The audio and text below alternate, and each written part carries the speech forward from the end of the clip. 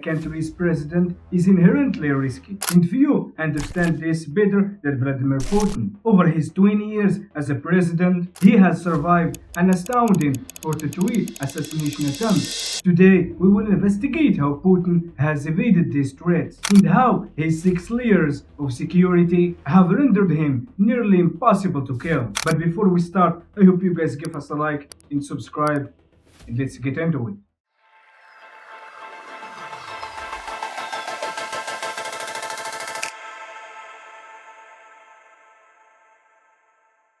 Putin faces at least one assassination attempt almost every year. These experiences have significantly contributed to his effectiveness security team, which has undergone extensive real-life training. While many of the attempts were carried out with professional precision, all have been blocked. One of the earliest attempts on Putin's life occurred shortly after he assumed the presidency in 1999. The Russian mafia, angered by Putin's crackdown on organized crime, and they tried to plant a bomb in his car. However, his security team discovered the device in time. Some of the ones who planned this were jailed, while others faced different fates later. In the same year, during a visit to Uzbekistan, militants there plotted to assassinate Putin, but their scheme was uncovered and they were arrested. The following year, in 2000, Chechen separatists attempted to target Putin during his visit. They detonated a remote-controlled bomb near his motorcade, injuring several bodyguards, though Putin himself escaped unharmed. In 2002, there were multiple attempts on Putin's life. During a visit to Crimea, his food testers discovered a jar of poisoned jam intended for his breakfast. And later that year, snipers in a nearby building attempted to take him down during a parade in Moscow's Red Square. But the Federal Protective Service (FSO) intercepted the plot and detained the snipers. During a visit to Azerbaijan that same year, an Iraqi man affiliated with the Chechen separatists planned to plant an explosives under Putin's car. The Azerbaijani police uncovered the plan, leading to the man's arrest in the 10-year prison sentence. Another man attempted to detonate a 40-kilogram bomb near Putin's motorcade by driving alongside it on the motorway. Once again, the FSO intervened, rerouting Putin's motorcade while neutralizing the would-be assassination. In 2003, while visiting the UK, 2 Russian nationals plotted to assassinate Putin using snipers. British officers from SO13, which is the UK's elite anti-terror police, arrested the suspects before they could act. The following year, another plot to poison Putin's food was foiled. Details about where they secured and who was involved remains classified, but it's clear that all food near Putin undergoes rigorous testing. Some of these attempts were meticulously planned, but Putin's security measures in the highly trained team have consistently ensured his safety. In 2012, during a visit to Ukraine, Vladimir Putin narrowly avoided another assassination attempt. Several Chechen separatists were arrested near the Black Sea. They had built bomb vests with plans to target Putin in a suicide attack. Fortunately, Ukrainian police apprehended the group before they could act. You might wonder how Putin has survived so many assassination attempts. It's not just luck. His survival is credited to a formidable 6-layer security system that makes him an almost unassailable target. The first line of defense is the Federal Protective Service (FSO), tasked with safeguarding high-ranking officials by any means necessary, operating with an unlimited budget, believed to run into billions of rubles. The FSO employs over 50 personnel. Their intense training equips them for high-stakes situations. However, the FSO is not only the line of defense. In 2016,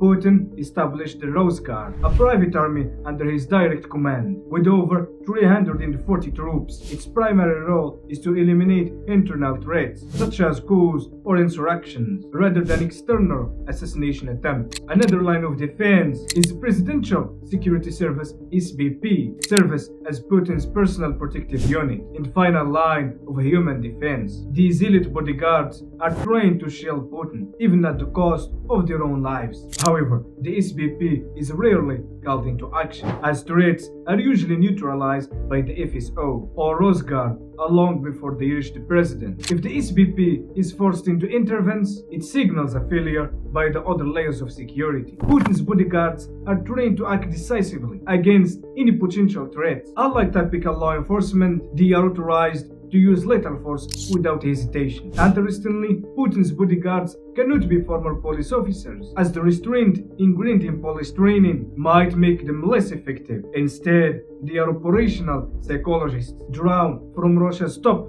special forces. These specialists are trained to identify threats by reading subtle expressions in language. They are also expected to exhibit extraordinary physical and mental endurance, showing no signs of weakness under extreme conditions, whether sweating in heat or shivering in cold. Candidates must meet strict criteria. They must be aged 19 to 35, stand between 5'7" and 6'2" feet, and weigh between 75 to 90 kilograms, speak 5 languages, and possess a solid understanding of politics. A distinctive feature of Putin's bodyguards is their equipment. Many carry briefcases that are, in fact, expandable bulletproof shields. They are also armed with 9mm Gerza pistols, loaded with armor-piercing rounds. Even their umbrellas serve dual purposes. While functional in adverse weather, they are made of Kevlar and can double as bulletproof shields. Some bodyguards blend seamlessly into crowds, dressed in plain clothes, to strictly monitor potential threats. Others position themselves in nearby buildings as snipers. Some sniper positions are highly visible to deter attacks, while others remain covertly hidden. This multiplied approach ensures Putin's safety, even in the most dangerous situations. Putin's bodyguards carefully inspect any room he enters beforehand. They ensure there are no hidden explosives, cameras, or listening devices. They also check and taste his food, making it nearly impossible to poison him. Putin's 6 layers of defense aren't limited to just people. For example, his limo is a key part of his security. Everywhere he goes, he is accompanied with an extensive motorcade of cars and motorbikes. His limo, a Russian-made Oros Senat, is fully bulletproof and bomb-proof from all sides. It's even designed to resist chemical attacks, equipped with tiny cameras all around. It provides a 360-degree view for the bodyguards inside. The car also has secret exits on the roof in the back, along with hidden compartments containing AK-47s. However, these days, Putin mostly traveled by train, using what's known as ghost train. This train looks identical to regular Russian trains, except for signal blockers mounted on top. The inside, however, is far from the ordinary. It's equipped with luxurious features, including health and fitness centers, offices, an entertainment room, and even a medical center. Like his limo, the train is bulletproof and bomb-proof. It only stops at secret train stations scattered across Russia. One of the questions you must be asking is, how does Putin travel by air? Within Russia, he primarily uses his own helicopter, a reinforced Mi-8 model, also used by the Russian military. It's equipped with bulletproof windows, signal jammers, and anti-missile defense systems. Russian jet fighters always accompany the helicopter for added security. The helicopter even has advanced communication systems, allowing Putin to launch a nuclear strike if needed while in the air. For long-distance travel outside Russia, Putin uses a customized IL-96-300PU plane. This plane is equipped with signal jammers, anti-missile defense systems, and operates like a mobile command center. Inside, there are large offices, allowing Putin to give military orders or even launch nuclear strikes. The plane also has a secret escape capsule in case of emergencies. The interior of the plane is extremely luxurious, featuring gold decorations, gems, bedrooms, shower rooms, and more. It costs over $550 million to build. These multiple layers of security make Putin nearly impossible to assassinate. While it might seem excessive, surviving 43 assassination attempts justifies such extreme measures. But with the ongoing war in Ukraine, Putin faces more threats than ever. But anyways, here we came to the end of our video, ladies and gentlemen. If you liked the episode, please do not forget to like and subscribe. It's me here in Mystery with Scurry. See you in the next one.